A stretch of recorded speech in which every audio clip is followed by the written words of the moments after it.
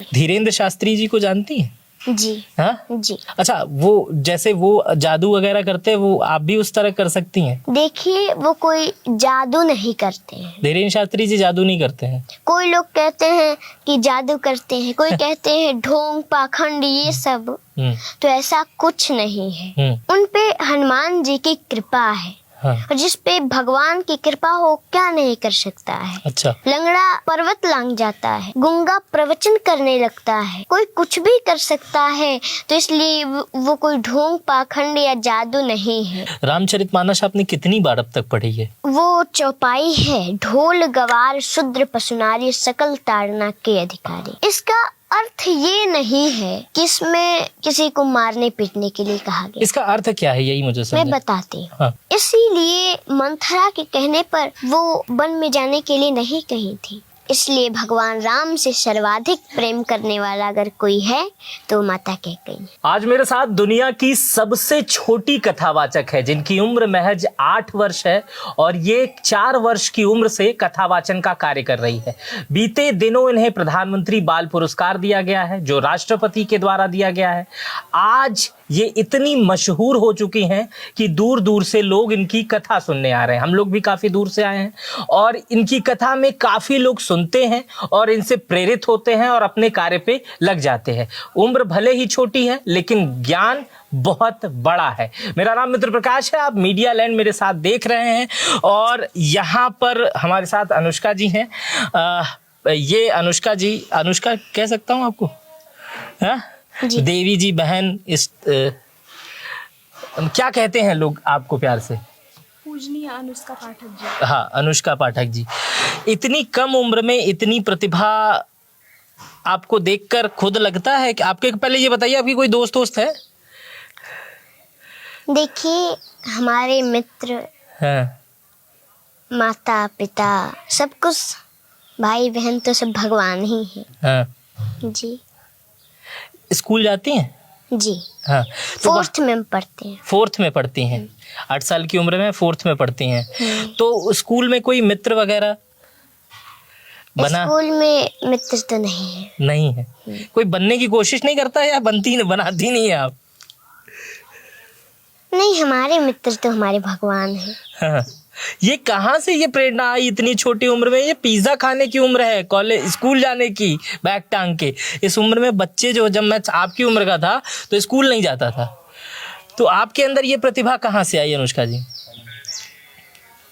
हमारे पिताजी, हमारे घर से थोड़ी दूरी पर एक रामकोला शहर है, वहीं पर कथा कह रहे थे। तो हमारे बाबा जी कथा सुनने जा रहे थे। हम बोले हम भी चलते हैं कथा सुनने। गए और पीछे से ही हम कथा सुन के और घर चले गए। और जो भी हम कथा सुने थे सब हमको याद हो गया। अच्छा। हम अपने बड़े पिताजी को जो भी सुने थे सब बताए और बोले हमको भी कथा करना है। वो बोले कथा कोई आसान चीज नहीं है जो तुम कह लोगी, तुम नहीं कह पाओगी, लेकिन हमने कहा नहीं, हमें कहना है। तो फिर अगले दिन गए और जितना सुने थे सब बैठकर कह दिए। तभी से हम कथा कहना शुरू कर दी। अच्छा, ये कितनी देर आप सुनी थी वो कथा? वो हाँ, कितने 15-20 मिनट। और वो 15-20 मिनट आपने दोबारा जाके 15-20 मिनट कहा, क्या उससे देर कहा? जितना सुनी थी उतना बताई। जितना सुनी थी उतना बता दिया। उसके बाद से ये पढ़ाई लिखाई आपकी ये कहाँ से होती है, जो आप भागवत करती हैं? जी हाँ, तो वो पढ़ाई लिखाई कहाँ से होती है? देखिए, अभी तो हम किसी गुरुकुल वगैरह में पढ़ने नहीं गए हैं। हाँ। भगवान की कृपा से हम कथा कहते हैं। कौन सिखाता है आपको? यही तो मैं जानना चाह रहा हूँ, मैं भी सीख लूँ उनसे, इतनी कम उम्र में इतना ज्ञान। घर पे रहते हैं तो वैसे ही पुस्तक लेकर पढ़ते हैं और भगवान की कृपा से ही सब कुछ हो रहा है। अच्छा, आप अपनी उम्र के बच्चों से कभी मुलाकात करती हैं तो आप उनमें और अलग लोगों में डिफरेंस देखती हैं? ये जो अलग डिफरेंस होता है, वो बच्चे स्कूल से आके मम्मी खाना दे दो, चॉकलेट दे दो, मोमोज, पिज़्ज़ा, आप इस तरह के कितना सभ्य साधारण इस तरह से ये जो एटिकेट्स हैं, एटीट्यूड्स है, ये कैसे आ रहा है? ये कोई सिखाता है आपको? मम्मी पापा कौन सिखाता है? देखिए, कोई ये नहीं कहता है कि तुम कथा करो। हाँ। हमारे पिताजी या हमारे घर के लोग ये नहीं कहते हैं तुम कथा करो ही। हाँ। वो तो कहते हैं जो तुम्हें अच्छा लगे वो करो। हाँ। लेकिन हमें कथा में बहुत ही मन है। हाँ। इसलिए हम कथा कर रहे हैं। पिछले 4 सालों से आप कथा कर रही हैं, 4 साल की उम्र से आप कथा कर रही हैं। अब तक कितनी कथा कर चुकी हैं आप? हम 4 साल से कथा नहीं कह रहे हैं। हाँ, हाँ, जब हम 4 वर्ष के थे तब से कह रहे हैं। हाँ। अभी 3 वर्ष हुए। अच्छा, 7 वर्ष की हो गई हैं, 3 वर्ष से कथा कह रही हैं। नहीं, हाँ। हम तो इस समय 8 वर्ष के हैं। तो 4 दूनी 8 हो गया ना? हाँ। वही तो मैं पूछ रहा हूँ, 4 वर्ष की उम्र से। लेकिन 4 वर्ष की उम्र से तो थोड़ा बहुत कहते थे। कितनी कथा हो गई होगी इनकी? हमको लग रहा है 24-26 कथा आपके पिताजी बता रहे हैं। 24-26 कथा आपने कर ली, और पब्लिक उसमें आती है, उसमें आपसे लोग आशीर्वाद लेने आते होंगे, पूछने आते होंगे, बातचीत करते होंगे। हाँ? जी। हाँ? ये देखकर कैसा लगता है अन्य बच्चों के हिसाब से? मैं इसलिए ये बच्चों के, मुझे बच्चे भी बहुत देखते हैं, तो बच्चे जो देखते हैं वो देखें। एक इससे पहले मैंने एक आप ही के उम्र के एक छोटे महंत जी हैं, उनका मैंने इंटरव्यू किया था, तो वो भी इसी तरह की बातें कर रहे थे। तो ये मैं जानना चाहता हूँ, ये प्रेरणा चॉकलेट की उम्र में भगवत की प्रेरणा मिल कहाँ से रही है? अब ये तो सब भगवान की कृपा है। ये भगवान की कृपा कह के आप सवालों का जवाब नहीं दे रही हैं ताकि और बच्चे सीख ना सकें, ऐसा है क्या? ऐसा है कुछ? नहीं, ऐसा कुछ नहीं है। अच्छा, ऐसा कुछ नहीं है। आप मतलब बताना नहीं चाह रहे? क्योंकि भगवान जो चाहते हैं वही सब कुछ होता है। हाँ। और भगवान चाहते हैं कि हम उनकी कथा के द्वारा लोगों का सेवा करें। अच्छा। लोगों को उस कथा को सुन के अच्छा मार्गदर्शन मिले। अच्छा, मैंने आपकी एक वीडियो देखी है, उसमें आप ये बता रही हैं कि कैकेयी जो है वो राम की सबसे अच्छी माँ थी, लेकिन पूरी दुनिया जो है वो कैकेयी को राम की अच्छी माँ नहीं मानती है। ये क्या प्रसंग है, ये मुझे बताएंगे क्या इसके बारे में? जी। हाँ। रामचरितमानस में, पूरे रामचरितमानस में, हाँ। या पूरे दुनिया में राम से सर्वाधिक प्रेम करने वाला कौन है? तब देखिए, जो राम से प्रेम नहीं करते, जो राम का नहीं, वो तो किसी काम का नहीं। हाँ। सब राम से प्रेम करते हैं। लेकिन सर्वाधिक प्रेम माता कैकेयी श्री राम से करती है। लोग कहते हैं कि नहीं, वो तो बुरी है, उन्होंने भगवान राम को वन में भेज दिया था। हाँ। लेकिन वो मंथरा के कहने से नहीं भेजी थी वन। वो तो भगवान राम ने ही उनसे कहा था, वचन दिया था। क्योंकि सभी माताएं अपने पुत्र को प्रेम से भोजन कराती हैं, खीर खिलाती हैं, दूध भात खिलाती हैं। ऐसे ही एक दिन माता कैकेयी भगवान श्री राम को खीर खिला रही थी। हाँ। भगवान श्री राम 1 ग्रास खाए, 2 ग्रास खाए, 3 ग्रास खाए, चौथे में हाथ पकड़ ली। माँ, आप तो हमेशा, मैं देखता हूँ, मुझे खीर भोजन ही कराती रह जाती हैं। कभी ये आपने पूछा है कि राम तुम्हें कुछ चाहिए? माता कैकेयी ने कहा कि राम, अगर तुम्हें कुछ चाहिए तो बोलो ना। तुम्हें मांगने में देरी हो सकती है, लेकिन मुझे देने में देरी नहीं होगी। मांगो, क्या चाहिए? भगवान राम ने कहा कि माँ, मैं ऐसे नहीं मांगूंगा, पहले मुझे वचन दीजिए, जो मैं मांगूंगा वो आप देंगी। माता कैकेयी ने कहा, कह रहे ऐसा क्या मांगेगा जो वचन ले रहा है, लेकिन ठीक है, मैं तुम्हें वचन देती हूँ, जो तुम मांगोगे वो हम देंगे तुम्हें। भगवान राम ने कहा, माँ जो मैं मांगने जा रहा हूँ, अगर वो आपने मुझे दे दिया, कोई भी संसार में अपनी बेटी का नाम कैकेयी नहीं रखेगा। माता कैकेयी ने कहा कि कोई अपनी बेटी का नाम कैकेयी न रखे, इससे मुझे क्या लेना देना, बस मेरा राम प्रसन्न रहे, यही मुझे चाहिए। मांग बेटा, क्या चाहिए तुम्हें? राम जी ने कहा कि माँ, जो मैं मांगने जा रहा हूँ, अगर वो आपने मुझे दे दिया तो संसार में आपका अपयश होगा। माता कैकेयी ने कहा, वो जस मुझे नहीं चाहिए जिससे मेरा पुत्र राम प्रसन्न न रहे, और वो अपयश मुझे मंजूर है, जिस अपयश से मेरा राम प्रसन्न रहे। मांगो, क्या चाहिए? भगवान राम की आंखों में आंसू आ गए। माँ, जो मैं मांगने जा रहा हूँ, अगर आपने दे दिया तो कदाचित आपको वैधव्य जीवन भी देखना पड़ सकता है, आप विधवा भी बन सकती हैं। माँ,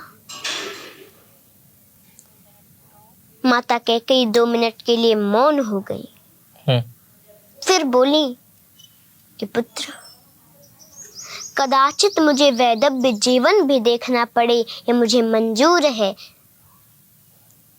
पर बस मुझे ये चाहिए कि मेरा राम प्रसन्न रहे। मांगो, क्या चाहिए तुम्हें? ये संवाद जब खीर खिला रही थी राम जी को कैकेयी जी, तब का ये बातें हैं तब की। जी। उसके बाद क्या हुआ? तो भगवान राम ने कहा कि माँ, एक समय आएगा, मेरा विवाह होगा, मैं अयोध्या आऊंगा, उस समय आपको मेरे लिए 14 वर्षों का वनवास मांगना पड़ेगा। माता कैकेयी जब ये 14 वर्षों का वनवास सुनी, धड़ाम से जमीन पर गिर पड़ी, बेहोश हो गई, और जो पिलाने के लिए, भोजन करा के पिलाने के लिए पानी रखे थी, उस पानी को भगवान राम लिए, मुंह पे छींटा मारे, उनको होश हुआ। बोली कि राम, संसार में कोई अपने बेटे का नाम कैकेयी न रखे, ये मुझे मंजूर है। मेरा संसार में अपयश हो, ये भी मुझे मंजूर था। मुझे कदाचित वैधव्य जीवन भी देखना पड़े, ये भी मुझे मंजूर है राम, लेकिन मेरा राम मुझसे 14 वर्ष दूर रहे, तुम्हें 14 वर्षों का वनवास मुझे कदाचित मंजूर नहीं है। राम, मैं नहीं दूंगी ये वरदान, वापस ले लो ये वरदान तुम, मैं नहीं दे सकती। मैं तुम्हारे बिना एक पल भी नहीं रह सकती, तो तुमने सोच भी कैसे लिया कि मैं तुम्हें 14 वर्षों का वनवास दूंगी?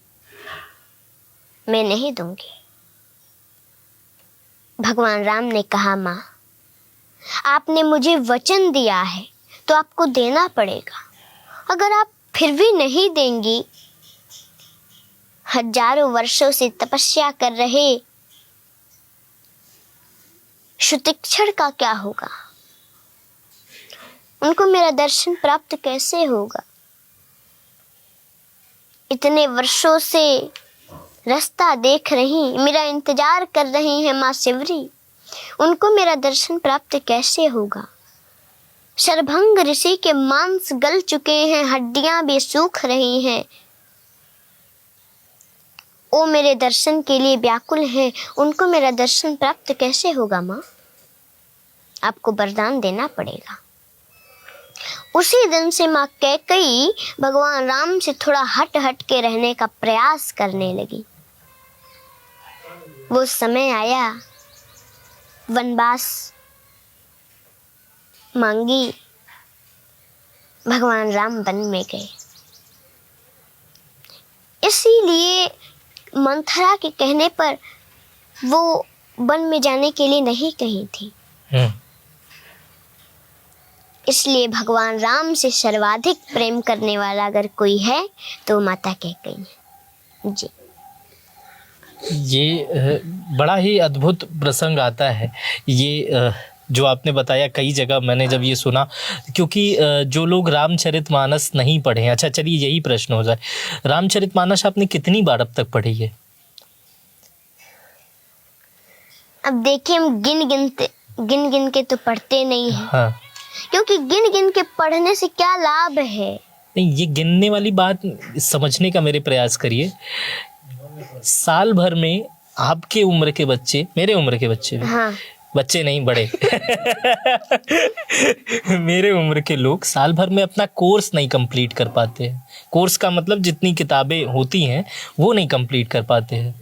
और आपको ये भी नहीं याद है कि आप रामचरितमानस कितनी बार पढ़ी हैं? इतनी मोटी किताब होती है। ये तो हमको याद नहीं है हम कितनी बार पढ़े।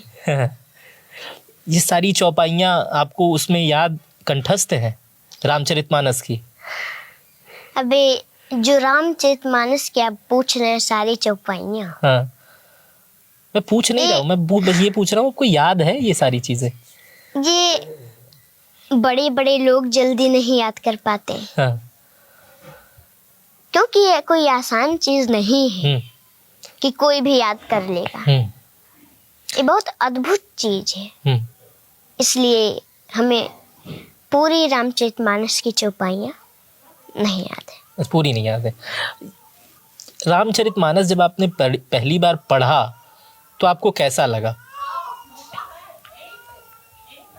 हमको तो बहुत अच्छा लगता है। हाँ। भविष्य में क्या एम है? अनुष्का पाठक बड़ी होकर, बड़ी तो आप वैसे भी ज्ञान में हो ही चुकी हैं, लेकिन आपने एक उम्र सीमा पड़ाव पार करने के बाद अनुष्का पाठक कहाँ जाने वाली हैं? क्या करेंगी आप? अब देखिए, जो प्रभु चाहे वो होगा, लेकिन बस मैं तो ये चाहती हूँ कि ऐसे ही भगवान की कथा के द्वारा लोगों का सेवा करते रहूं और इस कथा के द्वारा सबका कल्याण हो। नहीं, जैसे कि छोटे बच्चे जब रहते हैं, अगर वो ज्ञानवर्धक हो जाते हैं तो ये वो सोचते हैं कि मैं बड़ा होकर डॉक्टर बनूंगा, ओके, पिताजी सामने हैं, इंजीनियर बनूंगी, नेवी में जाऊंगी, एयर होस्टेस बनूंगी, ये तमाम बचपन की सोच रहती है। तो आपने ये सोचा है कि आप बड़ी होकर कथावाचक बनेंगी। जी। धीरेन्द्र शास्त्री जी को जानती हैं? जी। हाँ जी। उनकी कथा में कभी गई हैं? वैसी कथा में तो नहीं गई। वैसी कथावाचक बनना चाहती हैं उन्हीं की तरह? अच्छा, वो जैसे वो जादू वगैरह करते हैं, वो आप भी उस तरह कर सकती हैं?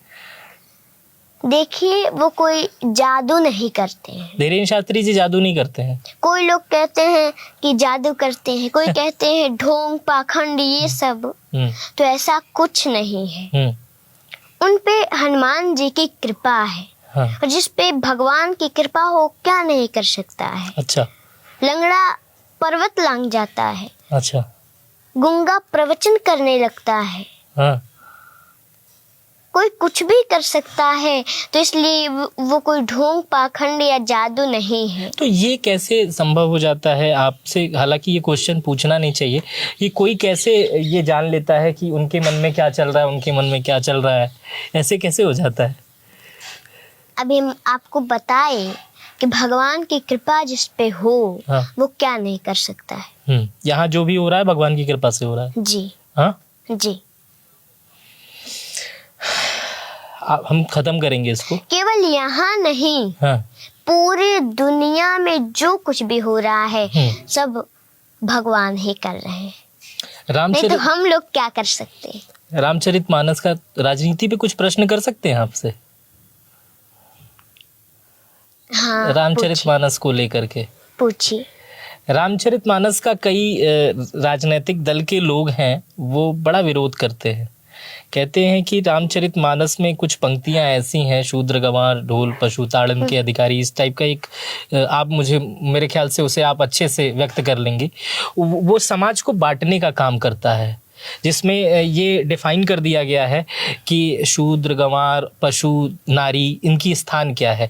क्या उसका आप मुझे बता सकती हैं अर्थ क्या होता है, या वो बांटने की चीज़ है या जोड़ने की चीज़? मैं बताती हूँ। हाँ, वो पहले पूरा श्लोक मुझे हाँ। वो चौपाई है, ढोल गवार शूद्र पशुनारी सकल ताड़ना के अधिकारी। हाँ। इसका अर्थ ये नहीं है हाँ। कि इसमें किसी को मारने पीटने के लिए कहा गया। इसका अर्थ क्या है यही मुझे समझ। मैं बताती हूँ। हाँ। जो ढोल होता है सभी लोग जानते हैं, तो उसको अगर हम पीटे, अगर पीटने से वो बजता तब तो कलाकारों की कोई आवश्यकता नहीं पड़ती, फिर तो कोई बच्चा से बच्चा पीट देता, बजा लेता। इसलिए पहले उसको ताड़ना का अर्थ जानना होता है, पहले उसे जानिए कि वो कैसे बजेगा, उसके बजाने का तरीका क्या है, तब आप बजा पाएंगे। ताड़ना मतलब देखना, जानना, समझना उसको, नहीं तो देखने से बजेगा क्या। हाँ। उसे जानना पड़ेगा कि वो कैसे बजता है। हाँ। उसमें हम क्या करें, किस तरीके से वो बजेगा। और गवार, कोई गवार है पढ़ा लिखा नहीं है, तो उसके पास आप गए, इंग्लिश में उसे आप नमस्ते करेंगे तो समझेगा कि आप गाली दे रहे हैं उसे, और जब वो ये समझेगा तो वो भी आपको गाली देगा। वो तो जानता नहीं कि आप उसे नमस्ते कर रहे हैं, क्योंकि वो पढ़ा लिखा है नहीं, वो इंग्लिश जानता नहीं। इसलिए पहले उसे जानना पड़ेगा कि हम किस तरह से उसे समझाएं, वो किस तरह से समझेगा, उसे जानना पड़ेगा। और शूद्र, जैसे शरीर के, जैसे एक चारपाई है, उसके 4 पहिए हैं। चारपाई। और शरीर में भी 4 वर्ण होते हैं। जैसे ये जो सिर है हमारा, वो है ब्राह्मण, और ये जो हमारा हाथ है ये है क्षत्रिय, हमारा जो पेट है ये है वैश्य, और जो हमारा पैर है वो है शूद्र। तो ऐसा नहीं है कि शूद्र को मारने पीटने के लिए कहा गया है। कोई भी आता है घर में तो सिर को तो छू के कहता नहीं कि मैं सिर को प्रणाम करता हूँ, हाथ को छू कर तो कहता नहीं मैं प्रणाम करता हूँ, वो तो पैर को छूता है और कहता है मैं प्रणाम करता हूँ, पैर को प्रणाम करता है। इसलिए उसको भी जानना पड़ेगा। ढोल गवार शूद्र पशु, पशु यानी कोई एक गाय है, आप उसे सहला रहे हैं, उसे कोई दिक्कत हुई अंदर से, उसने सींग को हिलाया, आपको चोट लग गया, तो आप ये तो समझेंगे नहीं कि वो क्यों हिलाई, उसको कोई दिक्कत है कि क्या परेशानी है, आप सीधे उसे मारने लगे। तो पहले उसे जानना पड़ेगा कि उसे क्या दिक्कत है, किस लिए वो सींग हिला रही है। और नारी, जैसे माताएं होती हैं, घर में भोजन बनाने के लिए कुछ कम पड़ गया चीज, गुस्सा होके बैठी है, आप आए कहीं से और देखे कि गुस्सा होकर बैठी है तो उन्हें मारने लगे, तो मारना नहीं है, जानना है, उसे जानना पड़ेगा कि वो किस लिए गुस्सा है। आप जानते हैं नहीं कि क्या बात है, और आप उन्हें मारने लगे। इसलिए ताड़ना का अर्थ जानना होता है, मारना नहीं होता है। और रामायण की जो बात है, रामचरितमानस की, तो इसमें केवल जीवन जीने की शिक्षा मिलती है। इसमें एक माता को अच्छी माता कैसे बने, एक भाई अच्छा भाई कैसे बने, एक पिता अच्छा पिता कैसे बने, ये सब सीख मिलती है उससे। वो किसी को लड़ाता नहीं है, वो किसी को बांटता नहीं है, वो तो सबको जोड़ने का काम करता है। इसलिए मैं सभी लोगों से निवेदन भी करूंगी कि घर घर में लोग रामचरितमानस को पढ़ें। अब आप एक बात समझ लीजिए, केवल रामचरितमानस जी को एक बार प्रणाम करने से बहुत बड़ा फल मिलता है, तो पढ़ने से क्या होगा आप ही सोच लीजिए। इसलिए सभी लोग घर घर में रामचरितमानस को पढ़ें, क्योंकि उसमें जीवन जीने की शिक्षा मिलती है। और रामचरितमानस किसी को बांटने का काम नहीं, जोड़ने का काम करता है। और बिना उसको पढ़े, बिना समझे कोई इस पे गलत टिप्पणी न करे। एक कोई रामचरितमानस की जो आपकी सबसे फेवरेट पंक्ति हो, उसको सुना के खत्म कर दीजिए। भगवान राम का विवाह हुआ, वो अयोध्या आए, कुछ दिन बीता, उन्हें पता चला उनका राज्याभिषेक होने वाला है, लेकिन वो प्रसन्न नहीं हुए। इस समय तो किसी को छोटा मोटा पद मिल जा रहा है, बड़ा प्रसन्न हो रहे हैं, लेकिन वो प्रसन्न नहीं हुए। वो तो माता जानकी से कह रहे हैं कि जानकी मुझे अयोध्या में आज कुछ अनुचित सा लग रहा है। हम चारों भाइयों का जन्म एक साथ हुआ, उपनयन संस्कार एक साथ हुआ, पढ़े एक साथ, विवाह भी एक साथ हुआ, तो मुझे राज्य अकेले क्यों दिया जा रहा है? भरत और शत्रुघ्न मामा के घर है। फिर अगले दिन पता चला कि नहीं 14 वर्षों का वनवास मिल गया। उस समय वो दुखी भी नहीं हुई। प्रसन्नता ज्ञानगताभिषेकतस् तथा न ममले वनवास दुःखतः मुखं भुजश्री रघुनंदनस्य मे सदस्तु सा मंजुल मंगल प्रदा। इसलिए हर परिस्थिति में एक समान रहना चाहिए। कोई खुशी की बात हो उसमें ज़्यादा खुश भी नहीं होना चाहिए, और कोई दुख की बात हो उसमें दुखी भी नहीं होना चाहिए। हर परिस्थिति में एक समान रहना चाहिए, तो कल्याण हो जाएगा। हमारे साथ आज कथावाचक, सबसे छोटी उम्र की कथावाचक अनुष्का पाठक थी। हालांकि भागवत कहती हैं, रामचरितमानस का ये पाठ करती हैं, लोगों को सुनाती हैं, लाखों करोड़ों इनके दर्शक हैं।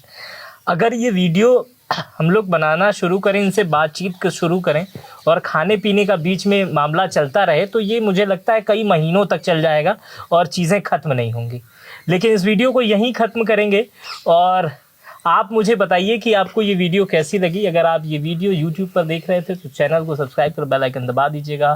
फेसबुक पर देख रहे थे तो कमेंट करके ज़रूर बताइएगा। अपना बेहद ख्याल रखिएगा। बहुत बहुत शुक्रिया।